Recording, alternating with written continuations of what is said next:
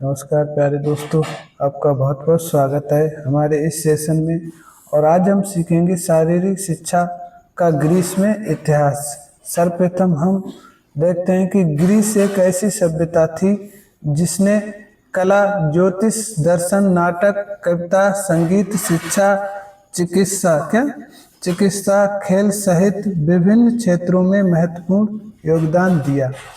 Greece, जब भी शारीरिक शिक्षा की बात होती है तो ग्रीस के इतिहास को बार बार दोहराया जाता है, क्योंकि ग्रीस ही एक ऐसी सभ्यता थी जिसने कला, ज्योतिष, नाटक, कविता, संगीत, शिक्षा, चिकित्सा और खेल सहित विभिन्न क्षेत्रों में महत्वपूर्ण योगदान दिया। अगर हम बात करें कला, ज्योतिष, दर्शनों के बारे में तो अरस्तु, प्लेटो, सुकरात ये प्रमुख दार्शनिक थे। नाटक, कविता की बात करें तो इसमें इलियड और ओडिसी, कौन जो अंधे कवि थे, कौन होमर जो अंधे कवि थे, उन्होंने इलियड और ओडिसी लिखी। संगीत, शिक्षा, ठीक है। और इसके बाद चिकित्सा के बारे में बात करें तो हिप्पोक्रेट्स महान चिकित्सक माने जाते हैं। ये सभी लोग कहाँ के थे? ये सभी लोग ग्रीस के ही थे। और खेल सहित विभिन्न क्षेत्रों में महत्वपूर्ण योगदान दिया। और खेल की तो बात ही क्या, प्राचीन खेलों का इतिहास कहाँ से शुरू हुआ है? ये तो वही हमारा ग्रीस से ही शुरू हुआ है। ग्रीस में शारीरिक शिक्षा के इतिहास को 4 अलग अलग अवधियों में विभाजित किया जाता है। 4 अलग अलग अवधियों में विभाजित किया जाता है। नंबर 1, होमरिक पीरियड यानी होमर काल दोस्तों 1100 से 800 BC तक माना जाता है। और स्पार्टन काल 800 से 700 BC तक माना जाता है। अर्ली एथेनियन पीरियड यानी पूर्व एथेंस काल 700 से 500 BC तक माना जाता है। और जबकि लेटर एथेनियन पीरियड वो हमारा 500 से 200 BC तक माना जाता है। अब हम होमरिक काल के बारे में डिटेल से अध्ययन करते हैं। होमर काल जो हमारा था वो 1100 से 800 BC के समथिंग था। होमर काल अंधे कवि थे। होमर जो थे दोस्तों ये अंधे कवि थे और इन्होंने दो प्रसिद्ध महाकाव्य लिखे। इन्होंने अंधे कवि थे और इन्होंने 2 प्रसिद्ध महाकाव्य लिखे, इलियड और ओडिसी 2 महाकाव्य लिखे दोस्तों, ठीक है। और होमर काल का उद्देश्य क्या था? यानी एम ऑफ होमर काल, man of action, man of wisdom, ठीक है। यानी कार्यकुशल, पूर्वक मनुष्य और बुद्धिमान मनुष्य, इनका क्या था? मैन ऑफ एक्शन और मैन ऑफ विजडम, क्या था ये होमर काल का उद्देश्य? इलियड और ओडिसी ये 2 पुस्तकें, 2 ग्रंथ किसने लिखे? होमर काल ने, सॉरी दोस्तों, होमर ने ये इलियड और ओडिसी 2 ग्रंथ लिखे। यह योद्धा, राजकुमारों, भटकते समुद्री व्यापारियों और भयंकर समुद्री डाकुओं का एक अराजक काल है। ऐसा माना जाता है जिस समय होमर ने अपने ग्रंथों की रचना की उस समय यूनान की ऐसी स्थिति थी कि यहाँ भटकते समुद्री व्यापारी और भयंकर समुद्री डाकू और ये सब इस काल में मौजूद थे।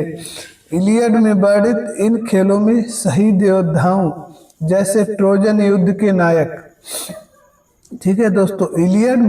इलियाड जो ग्रंथ लिखा है उसमें इन्होंने ट्रोजन युद्ध के नायक के बारे में चर्चा की है, को सम्मानित किया जाता था। जैसे ये जो महान योद्धा होते थे इन लोगों के लिए सम्मानित किया जाता था।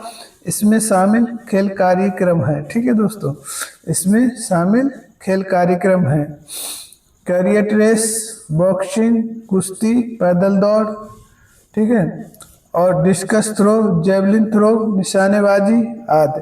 जब भी कोई विजेता युद्ध जीत कर आता था तो उसके सम्मान में ये खेल जो है आयोजित होते थे। और इसके साथ साथ ये फ्यूनरल गेम, क्या फ्यूनरल गेम, जैसे अपने लोग मरने के बाद 11वीं 12वीं 13वीं मनाते हैं, उसकी जगह पे ये फ्यूनरल गेम होते थे, उसकी जगह पे ये फ्यूनरल गेम होते थे। कहाँ? होमर काल में, ठीक है। और उनमें कैरियर रेस, बॉक्सिंग, रथ दौड़, उस समय जो साधन उपलब्ध थे उनके आधार पर ही ये अपना मनोरंजन किया करते थे। उस समय क्या उपलब्ध था? रथ दौड़, बॉक्सिंग, इसमें भी कोई खर्चा नहीं, कुश्ती, इसमें भी कोई खर्चा नहीं, पैदल दौड़, इसमें भी कोई खर्चा नहीं, और ये आसानी से उपलब्ध थी। डिस्कस थ्रो, जेवलिन थ्रो, क्या जेवलिन थ्रो, ठीक है दोस्तों। निशानेबाजी, क्या निशानेबाजी, ये प्रमुख खेल उस समय के रहे, ठीक है। देखिए दोस्तों, इलियड और ओडिसी, ठीक है। इलियड जो है ये ट्रोजन युद्ध के बारे में चर्चा की गई है। इसमें युद्ध के जो हमारे सैनिक नायक होते थे उनके बारे में चर्चा इलियड में की गई है। जबकि ओडिसी में जो नायक था उसको वापस, वो युद्ध जीतकर वापस आया अपने जो जन्म स्थान पर, तो उसको लगभग 10 साल लगे और 10 साल तक उसने संघर्ष किया। इसके बारे में ओडिसी में बताया गया है। फ्यूनरल गेम हमने आपको बता दिए। ये जो था, कोई भी व्यक्ति, सम्मानित व्यक्ति जब मर जाता था तो उसकी जगह पर उसके सम्मान में ये फ्यूनरल गेम होते थे, ठीक है दोस्तों। अब शुरू करते हैं स्पार्टन काल, क्या स्पार्टा काल, क्या स्पार्टा काल, ठीक है दोस्तों। ये हमारा काल जो था 800 से 700 BC तक माना जाता है। स्पार्टा काल, इसे टोटलिटेरियम के नाम से भी जानते हैं। अब टोटलिटेरियम क्या है आगे हम आपको समझाएंगे, ठीक है। नाम से जाना जाता था किसी देश या सरकार की प्रणाली के बारे में, किसी देश या सरकार की प्रणाली के बारे में प्रयुक्त, जिसमें केवल एक ही राजनीतिक दल होता है, जिसमें केवल एक ही राजनीतिक दल होता है और जिसके पास लोगों पर पूर्ण शक्ति और नियंत्रण होता है, जिसके पास लोगों पर पूर्ण शक्ति और नियंत्रण होता है, उसे ही टोटलिटेरियम के नाम से जाना जाता है। टोटलिटेरियम के नाम से जाना जाता है, ठीक है दोस्तों। अब आया आपको समझ में के नाम से जाना जाता है, ठीक है। टोटलिटेरियम के नाम से इसे टोटलिटेरियम क्यों कहा गया? क्योंकि इस समय सिर्फ एक ही सरकार थी और एक ही प्रणाली, ठीक है, और एक ही राजनीतिक दल था और जिसके पास पूर्ण शक्ति और पूर्ण नियंत्रण एक ही दल का था, इसलिए इसे टोटलिटेरियम कहा जाता है, ठीक है। स्पार्टा काल को क्लासिक एज भी कहा जाता है, क्लासिक एज भी कहा जाता है। इन्हें मुख्यतः सैनिक प्रशिक्षण, प्रशासन, शारीरिक फिटनेस बनाना था, क्या इसमें क्या था दोस्तों? स्पार्टा काल को क्लासिक एज भी कहा जाता है। इन्हें मुख्यतः सैनिक प्रशिक्षण, प्रशासन, शारीरिक फिटनेस बनाना इनका मुख्य उद्देश्य था, जिसका उद्देश्य मैन ऑफ एक्शन था, ठीक है। यानी एक कार्यकुशल हर व्यक्ति को कैसा होना है? सैनिक बनाना इनका प्रमुख उद्देश्य था, ठीक है दोस्तों। आगे हम बात करते हैं और क्या क्या स्पार्टा काल में शामिल था। तो आइए दोस्तों समझ लेते हैं स्पार्टा काल। क्या स्पार्टा काल? बच्चों को, ये आपको पॉइंट याद रखना है, बच्चों को पैदा होते ही शरीर का निरीक्षण किया जाता था। क्या बच्चों के पैदा होते ही शरीर का निरीक्षण किया जाता था। शरीर का क्या किया जाता? उसे चेक किया जाता था, ठीक है दोस्तों। और कमजोर और बीमार बच्चों को एक पहाड़ी जिसका नाम था माउंट टॉयगेट से फेंक दिया जाता था। ऐसा माना जाता है कि स्पार्टा काल में कमजोर और बीमार बच्चों की कोई स्थान नहीं था। अगर कोई बच्चा कमजोर और बीमार पैदा होता था तो उसके लिए माउंट टोगेस्ट नामक पहाड़ी से फेंक दिया जाता था। देखिए दोस्तों, क्या होता था, बच्चों को केवल 7 साल तक, बच्चों को केवल 7 साल तक माता पिता के पास रखा जाता था। बच्चों को केवल 7 साल तक माता पिता के पास रखा जाता था। इसके बाद उन्हें सैन्य प्रशिक्षण यानी आर्मी ट्रेनिंग के लिए पैलेस्ट्रा में भेज दिया जाता था।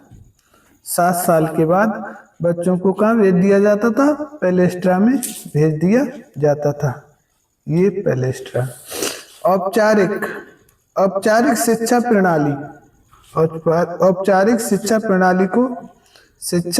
प्रणाली को एगोग कहा जाता था। क्या? एगोग, AGOG, एगोग, ठीक है।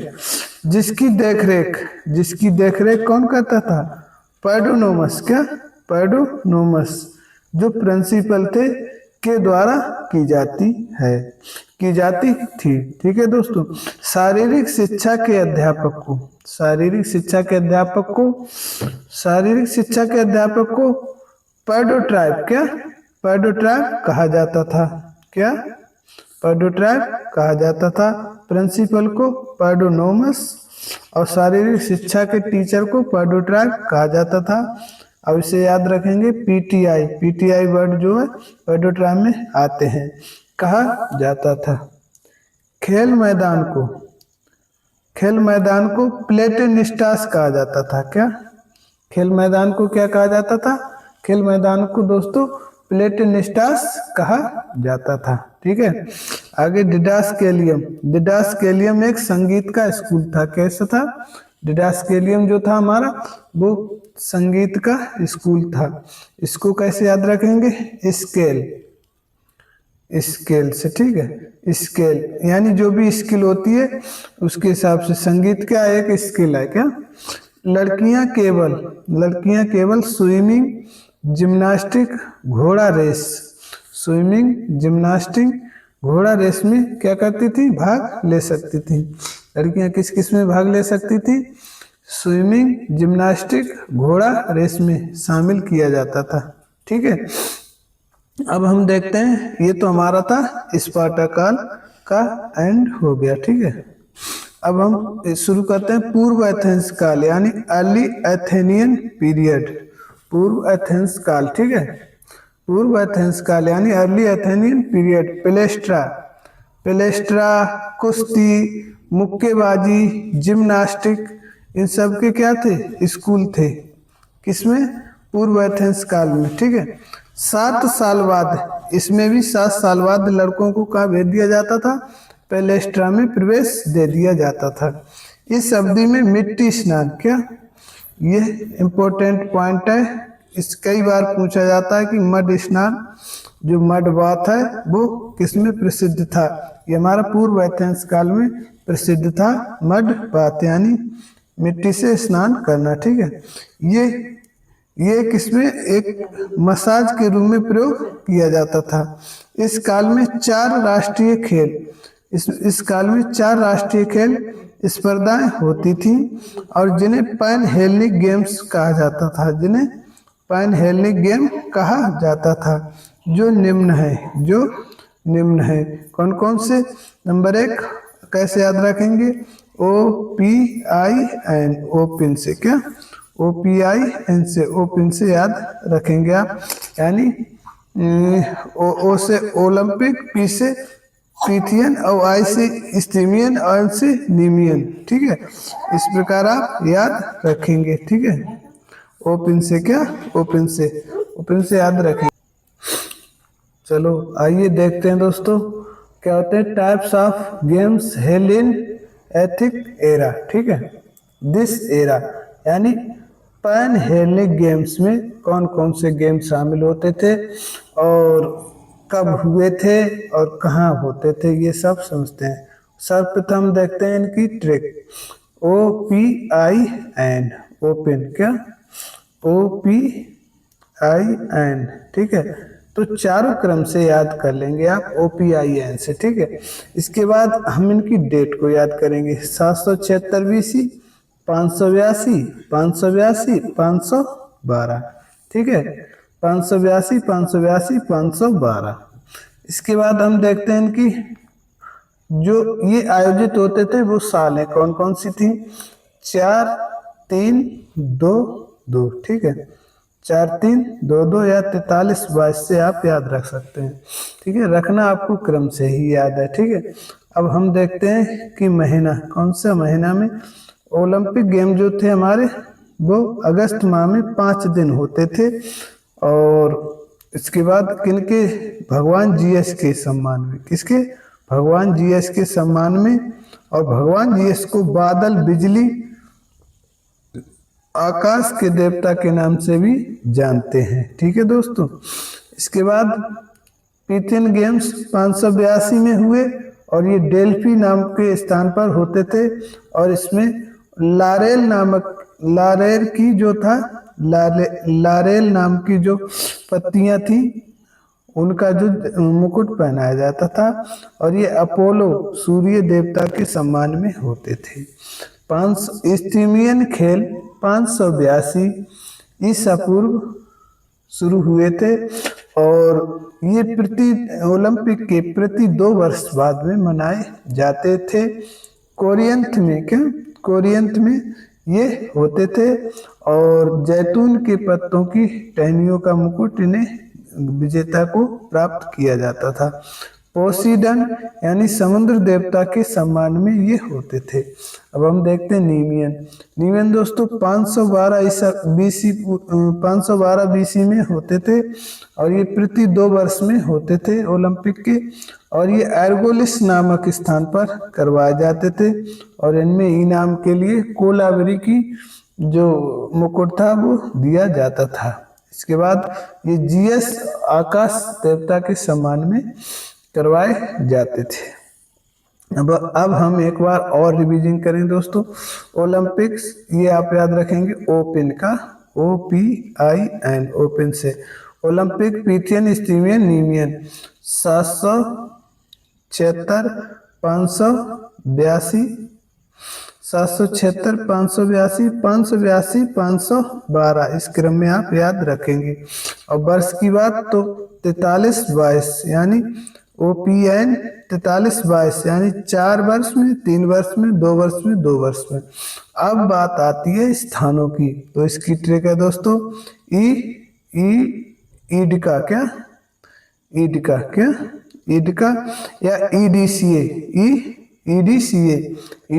यानी एलिस, डेल्फी, कोरियंथ, आर्गोलिस, EDCA, ठीक है। इसके बाद देवताओं की बात करें तो GAPJ,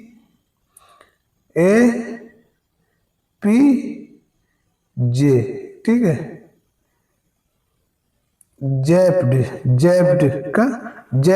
जैप्ड से भी याद रख सकते हैं आप। GS अपोलो, पोसीडन, GS, ठीक है। जैप्ड, क्या जैप्ड, ठीक है दोस्तों। जैप्ड से भी आप याद रख सकते हैं। और देवताओं की बात करें GS अपोलो, पोसीडन, GS। इसके बाद हिंदी में बात करें तो आकाश, सूर्य, समुद्र, आकाश। अब पुरस्कार की बात करें तो आप याद रखेंगे ओलजा, क्या ओलजय को,